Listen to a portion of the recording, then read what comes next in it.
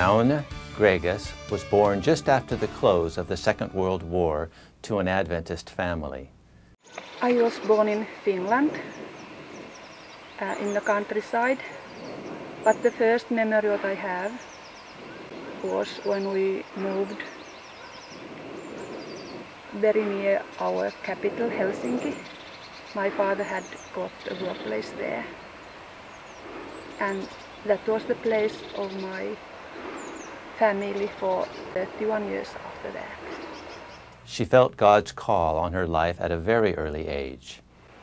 I think that the first time when God called me to His work was when I was only 10 to 11 years old. It was at that time when I began praying that I could get to our junior college. And I felt that I wanted to be there and not in the world. Aune attended public school in the elementary grades. And I was also accepted to a secondary school in a public school, but because I did not want to go to the school on Sabbath, I could not go there. But then I had the possibility to go to our own junior college when I was 12 years old, and I got my student examination there, and after that I went to Helsinki University to study psychology. And when I was still not yet finished my studies, I began working in our publishing house as an editor. But I finished my studies there, and then a couple of years later I went to Andrews University, our own university in the United States, and had there MA in religious education. Aune is married to Ben Greggas, the Secretary-Treasurer of the Finland-Swedish Conference. We are working together a lot. He's helping me when I am working with the temperance work in our church. When I am traveling, he is usually with me and takes care of all the technical things. And I'm also helping him when he is going and visiting churches. In her first job as an editor of the church's health magazine, Aune caught a vision of what could be done through publishing. Over 5 years, circulation more than doubled. Health has been an important part of her ministry ever since.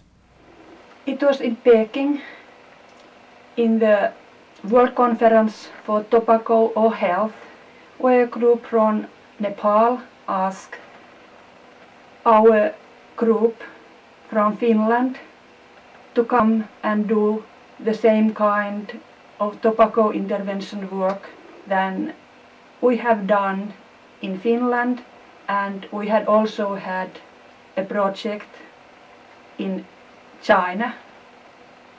And we applied money from the Ministry for Foreign Affairs for that project in Nepal, but we did get much less money than it was expected. So, as a secretary for the Seventh-day Adventist Temperance organization in Finland, I got the responsibility to find the way how to do the work in Nepal with that small amount of money. The Nepal connection is very emotional.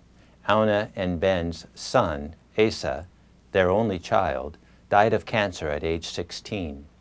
The stricken parents suggested that in place of flowers, friends could donate cash to fulfill Asa's dream of building a school where young people could prepare for service in spreading the gospel.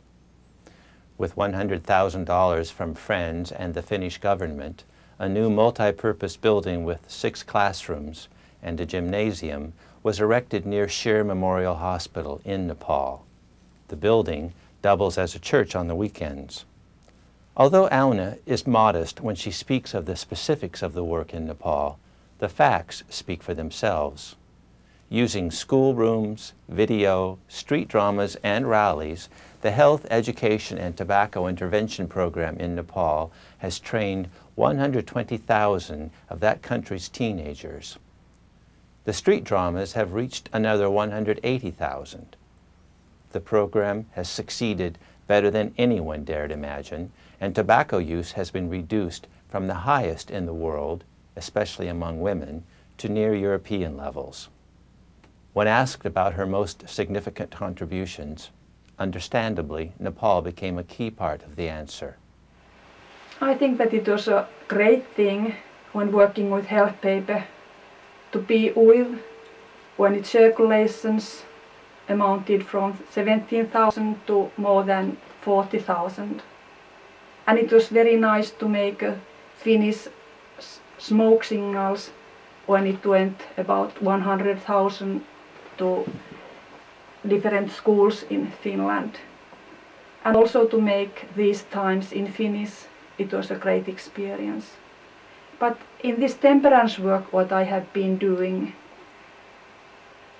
I think that personally for me, this work, health education and tobacco intervention program there in Nepal has given maybe most. Aune grew up with 2 brothers and has never felt restrained by her gender, at least not in Finnish society. I think that I have not experienced so much difficulties because of my gender. And besides, I am born in a country where 100 years ago, as the first in the whole world, the women got the same political rights than men. And we have also a women president, so in this way there should not be so many difficulties to be a woman in that kind of society.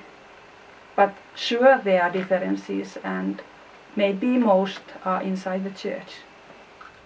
Is there anything Aune would do differently if she could live her life again?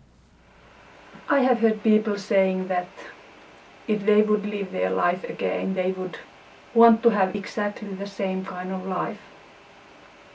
But I have quite many things I regret in my life, so maybe I would not say in that way. But I have also heard and read from Ellen G. White that when we are in the heaven and we look behind our way, we can say that it was the best way for us.